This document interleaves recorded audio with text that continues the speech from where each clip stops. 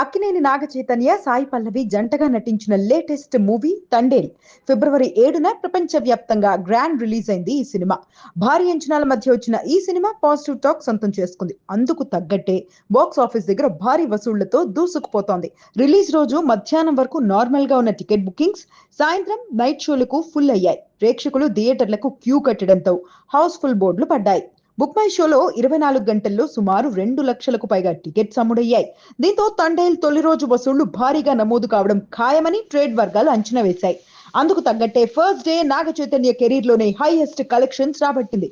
ఇండియాలో ఈ మూవీ మొదటి రోజు 10 కోట్ల నెట్ కలెక్షన్లను రాబట్టింది. మొత్తంగా ప్రపంచవ్యాప్తంగా 21 కోట్లకు పైగా గ్రాస్ కలెక్షన్లు వచ్చినట్టుగా మేకర్స్ పోస్టర్ రిలీజ్ చేశారు. అటు ఓవర్సీస్ లో ఈ మూవీకి మంచి రెస్పాన్స్ వస్తోంది. అక్కడ $4 లక్షల పైగా గ్రాస్ వసూలు చేసిందని నిర్మాణ సంస్థ ప్రకటించింది. మొత్తంగా తండేల్ నాగ చైతన్య కెరీర్ లోనే బిగ్గెస్ట్ ఓపెనింగ్ రాబట్టిన చిత్రంగా నిలిచింది. ఈ సినిమాలో చైతు, సాయి పల్లవి జోడీకి మంచి మార్కులు పడ్డాయి.